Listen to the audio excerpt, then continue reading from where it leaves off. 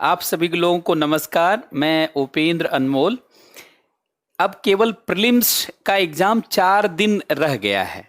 4 अक्टूबर 2020 अब मात्र 4 दिन रह गया है।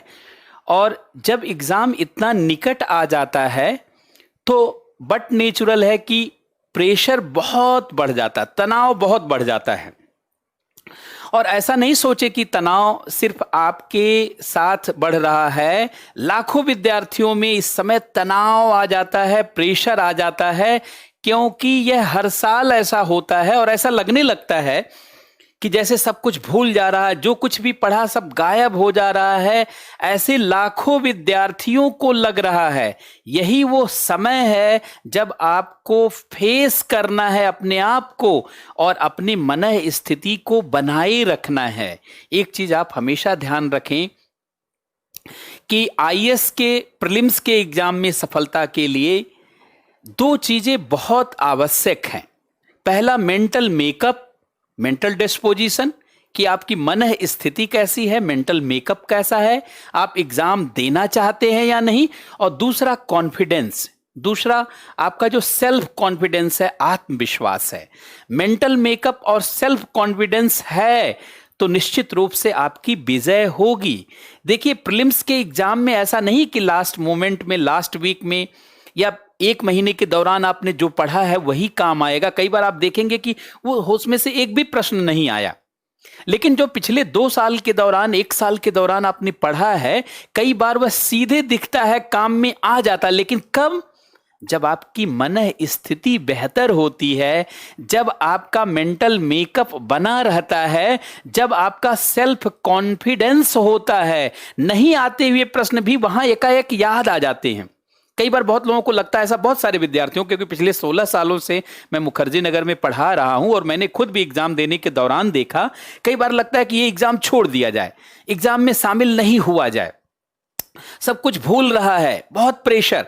लेकिन जैसे ही एग्जाम में जाते हैं और पेपर देते हैं, और जब एग्जाम से पेपर दे के निकलते हैं, बड़े खुश हो जाते हैं। अरे, इसमें तो मेरा 70 क्वेश्चन सही हो गया, 60 क्वेश्चन, 60 क्वेश्चन सही हो गया। लगता है कि अनायास ही सोच रहे थे कि क्यों एग्जाम ना दिया जाए, ये तो जानते हैं बहुत बेहतर हो गया। ये ऐसा जानते क्यों होता है? क्योंकि आपने मेंटल मेकअप बनाया और आपकी मन स्थिति बेहतर रही, आपका सेल्फ कॉन्फिडेंस प्रभावित नहीं हुआ, और आप एग्जाम में अच्छी मन स्थिति से जब शामिल होते हैं तो लगभग 10-15 क्वेश्चन ज्यादा सही हो जाता है। और जब आप प्रेशर में एग्जाम में शामिल होते हैं और प्रेशर लेकर के एग्जाम देते हैं तो आते हुए भी 10-15 क्वेश्चन गलत हो जाते हैं। पिछले 16 वर्षों से मैं मुखर्जी नगर में बोल रहा हूं कि कोई भी व्यक्ति इसलिए असफल नहीं होता कि उसे बहुत बड़े बड़े और टफ क्वेश्चन नहीं आते हैं, बल्कि इसलिए असफल हो जाता है कि जो क्वेश्चन उसे मालूम है उसमें सिली मिस्टेक हो जाती है, उसमें कुछ न कुछ वो भूल जाता है। जानते क्यों भूलता है? लैक ऑफ कॉन्फिडेंस के कारण। जैसे ही कॉन्फिडेंस की कमी होगी तो जो चीजें आप जानते रहेंगे उसी में डाउट होने लगता है। और यूपीएससी तो इस तरीके से प्रश्न को जानते सेट करता है, क्वेश्चन पेपर को यूपीएससी में ऐसा सेट ही किया जाता है कि आप डाउट में आ जाएं, और डाउट में आ जाएं तो एक ऑप्शन से ज्यादा ऑप्शन आपको दिखने लगे और आपका क्वेश्चन गलत हो जाए। मनोवैज्ञानिक रूप से भी पेपर की सेटिंग की जाती है। इसलिए मेरा आप सभी लोगों से निवेदन है कि आप ध्यान रखें, जो कुछ भी आपने पढ़ाई किया भूल जाइए उसको। अब केवल 2 चीजों को अपने साथ रखिए, मेंटल मेकअप कि भाई एग्जाम हमको देना है, एक नजरिया बना लीजिए, देना है और पास करना है। और दूसरा जानते सेल्फ कॉन्फिडेंस कि मैंने जो कुछ पढ़ा है वो सब मेरे काम आएगा। 1 दिन की पढ़ाई से ऐसा होता नहीं, 1 वीक के पढ़ाई से ऐसा होता नहीं, इसलिए मुझे एनी हाउ एग्जाम देना है और पास करना। आप तो कहेंगे कि सर आप ओवर कॉन्फिडेंस की बात कर रहे हैं। ओवर कॉन्फिडेंस की बात नहीं कर रहे हैं, यही लास्ट मोमेंट पे जरूरी होता है। किसी शायर ने कहा था, हाथ बढ़ाओगे तो आसमान छू लोगे, ये कद की नहीं हौसले की बात है। अगर आप हाथ बढ़ाएंगे, आपका मेंटल मेकअप बेहतर रहेगा, सेल्फ कॉन्फिडेंस रहेगा, तो निश्चित रूप से आपकी विजय होगी। मैं आपको मोटिवेट करने नहीं आया हूं, मैं आपको सिर्फ यह संदेश देने आया हूं कि सभी एग्जाम देने वाले साथियों, छात्रों और छात्राओं, मेरा आप सभी लोगों को यह कहना है कि लास्ट मोमेंट जब एग्जाम का आ जाता है तो पढ़ाई करने की अब जरूरत नहीं है, बल्कि अपने आप को, अपने मेंटल मेकअप को बनाने की जरूरत है, अपने आप को रिफ्रेश करने की जरूरत है और उस मनः स्थिति में आ जाने की जरूरत है कि मैं जीत रहा हूं और मेरी जीत तो पक्की है। इसी मनः स्थिति के साथ आपको एग्जाम में जाना है। पूरे भारत में लगभग 6-7 लाख लोग एग्जाम में बैठते हैं। अगर आप उसमें से देखेंगे तो लगभग हर व्यक्ति जानते हैं बहुत अधिक प्रेशर में इस समय मिलेगा।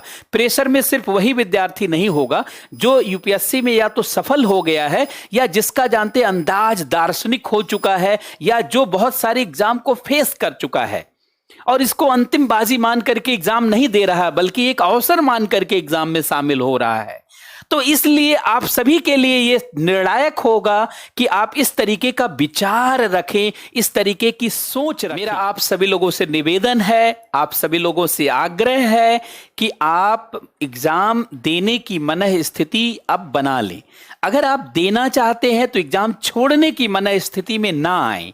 अगर एग्जाम छोड़ने की मनः स्थिति बनाएंगे तो लैक ऑफ कॉन्फिडेंस होगा, कॉन्फिडेंस की कमी होगी और कॉन्फिडेंस की कमी से वास्तव में आप जानते हुए प्रश्नों को एग्जाम में गलत कर देंगे। जैसे एग्जाम में शामिल होंगे तो बहुत सारे क्वेश्चन जानते हुए गलत हो जाएंगे। एग्जामिनेशन सेंटर से जैसे बाहर निकलेंगे आप कहेंगे अरे ये भी प्रश्न मुझे आता था, ये भी आता था, ये भी आता था, लेकिन आपके पास लैक ऑफ कॉन्फिडेंस था जिसके नाते आप उसको कर नहीं पाए।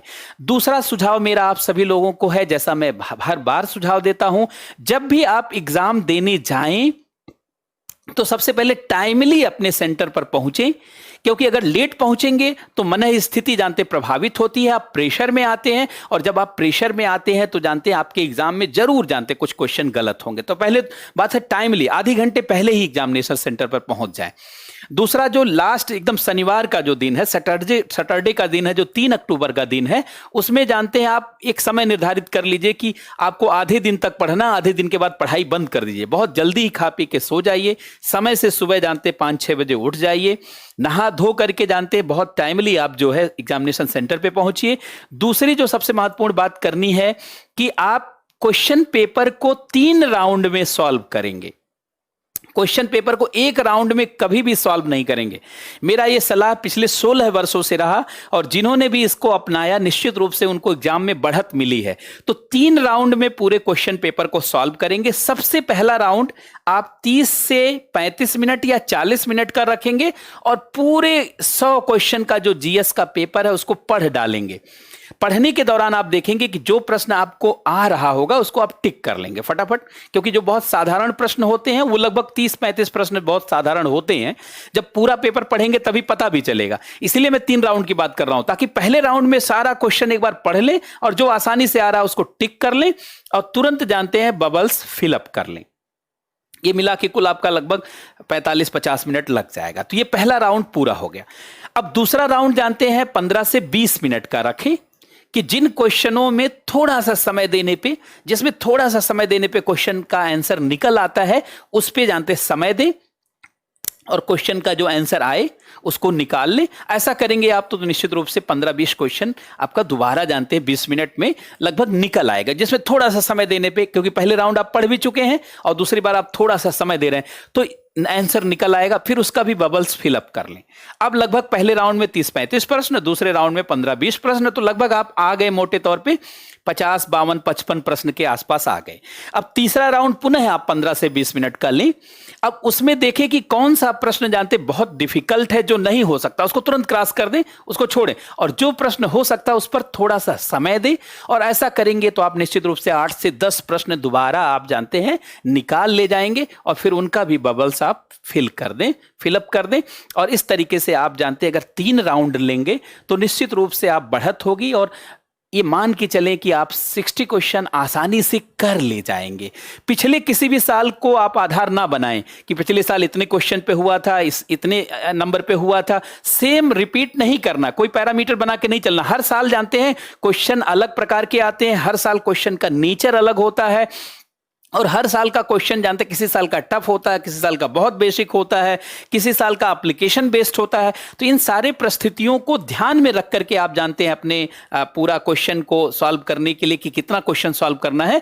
ये नहीं कि 90 क्वेश्चन सॉल्व करके आएंगे, ये नहीं सोच लें कि 85 क्वेश्चन सॉल्व करके आ जाएं, ये नहीं सोच लें कि आप 80 क्वेश्चन जरूर सॉल्व करके आएंगे। ऐसा नहीं, आप पहले राउंड को पूरा करेंगे, जितना आसानी से आता फिल कर लेंगे। दूसरे राउंड में जहां थोड़ा सा समय देने पे क्वेश्चन हो जाता है उसको कर लेंगे। तीसरे राउंड में जो टफ क्वेश्चन है उसमें समय दे करके उसको निकाल लेंगे। इसके बाद जानते पहला पेपर हो जाएगा, दूसरा पेपर आपको सीसेट का देना है।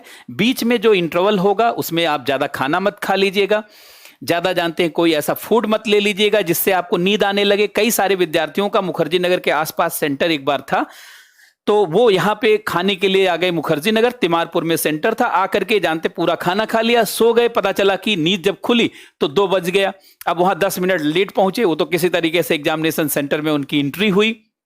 तो ऐसा नहीं करेंगे, बहुत लाइट फूड लेंगे और कोशिश करिए कि चाय पी लीजिए, बिस्किट खा लीजिए, नमकीन खा लीजिए। इसी से अपना समय जानते हैं एग्जाम 4 अक्टूबर वाला निकालिए। फिर दूसरे पेपर को आप दीजिए और फिर वहां से जानते हैं जब निकलिए, घर आइए या रास्ते में या जहां भी बेहतर हो, क्योंकि कोरोना का काल चल रहा है तो रास्ते उस्ते में तो खाने का बहुत अवसर है नहीं। बिल्कुल घर आए, वहां पर भोजन करें और फिर आप विचार करें कि क्या क्या क्वेश्चन सही हुआ और कितना क्वेश्चन सही हुआ। तो इस तरीके से अपनी रणनीति रखेंगे और अपने जानते हैं मनः स्थिति को बनाए रखेंगे। दोबारा याद ध्यान दें, 2 चीजों को प्रीलिम्स पास करने के लिए जरूरी है, 2 चीजों पे फोकस करना। एक तो अपने मेंटल मेकअप को बनाए रखना, दूसरा जानते हैं सेल्फ कॉन्फिडेंस को बढ़ाए रखना। अगर ये 2 चीजें आप बनाए रखेंगे तो निश्चित रूप से सफलता आपकी होगी, जीत आपकी होगी।